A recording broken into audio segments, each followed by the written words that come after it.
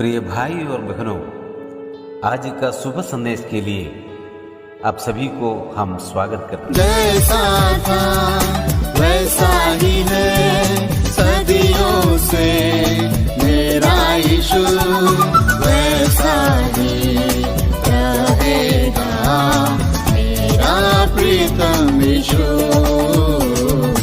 मेरा प्रीतम यीशु। जैसा था वैसा ही है सदियों से मेरा यीशु, वैसा ही रहेगा मेरा प्रीतम यीशु,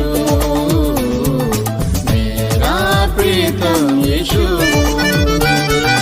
आज का संदेश प्रभु के दास जोशी अब्राहम आसम से बांटा जाएगा। प्रार्थना के साथ सुनिए। परमेश्वर के नाम की महिमा हो। शुभ संदेश के हर एक श्रोताओं को हमारा प्यार भरा नमस्कार। आज का मनन के लिए हम बाइबल से एक भाग पढ़ेंगे। लूका रसूल समाचार 12 अध्याय 16 से 21 तक पद। उसने उनसे एक दृष्टांत कहा, किसी धनवान की भूमि में बड़ी उपज हुई। तब वो अपने मन में विचार करने लगा, मैं क्या करूं, क्योंकि मेरे यहाँ जगह नहीं जहाँ अपना उपज इत्यादि रखूं। और उसने कहा, मैं ये करूँगा, मैं अपनी बकरियाँ तोड़कर उनसे बड़ी बनाऊंगा और वहाँ अपना सब अन्न और संपत्ति रखूंगा और अपने प्राण से कहूँगा कि प्राण, तेरे पास बहुत वर्ष के लिए बहुत संपत्ति रखी है, चैन कर खा पी सुख से रह। परंतु परमेश्वर ने उससे कहा, हे मूर्ख, इसी रात तेरा प्राण तुझसे ले लिया जाएगा, तब जो कुछ तूने इकट्ठा किया है वो किसका होगा। ऐसा ही वो मनुष्य भी है जो अपने लिए धन बटोरता है, परंतु परमेश्वर की दृष्टि में धनी नहीं। उसका 20 और 21 पद और एक बार पढ़ेंगे। परंतु परमेश्वर ने उससे कहा, हे मूर्ख, इसी रात तेरा प्राण तुझसे ले लिया जाएगा, तब जो कुछ तूने इकट्ठा किया है वो किसका होगा।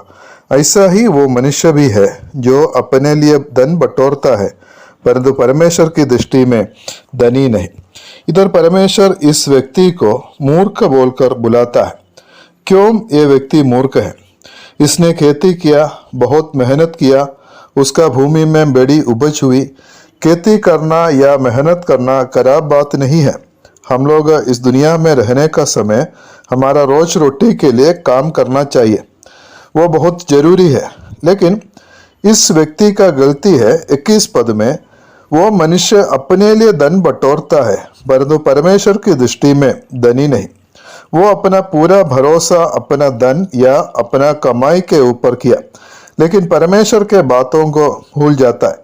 19 पद में हम ऐसा पढ़ता है, और अपने प्राण से कहूँगा कि प्राण, तेरे पास बहुत वर्ष के लिए बहुत संपत्ति रखा है, चैन कर खा पी सुख से रह। दुनिया में ऐसा बहुत लोग हैं जो मेहनत करता है, कमाता है, लेकिन परमेश्वर के बारे में सोचने के लिए भूल जाता है।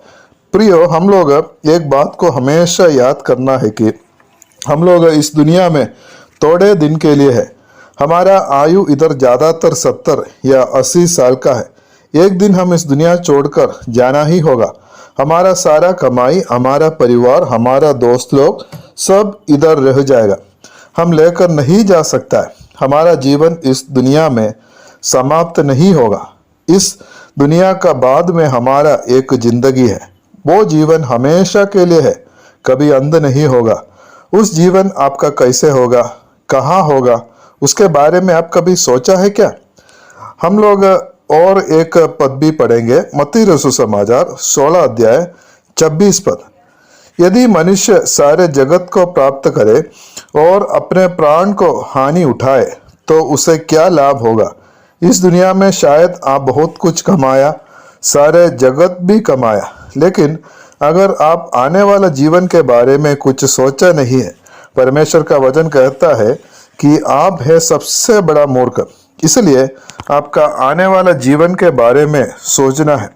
आपका पाप से आपको बचाने के लिए और आपको स्वर्ग में लेकर जाने के लिए प्रभु यीशु मसीह 2000 साल पहले इस दुनिया में आया और आपका पाप से आपको बचाने के लिए वो क्रूस पर मरा, गाड़ा गया और तीसरा दिन जी उठा और वो प्रभु यीशु मसीह आपके लिए जिंदा है।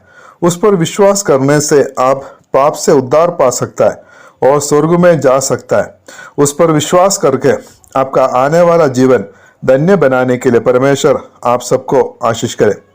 प्रभु जी, हम आपको धन्यवाद देता है, इस सुंदर दिन के लिए हम आपको धन्यवाद देता है। आपका वचन से हम मनन कर रहे थे, हमारा जीवन के बारे में सोचने के लिए हमें सहायता कीजिए। हम लोग कभी मूर्ख ना बने। शुभ संदेश के द्वारा आपका वचन सुना हुआ सभी भाई बहन को आशीष कर, प्रभु यीशु मसीह का पावन और मीठे नाम में आमीन।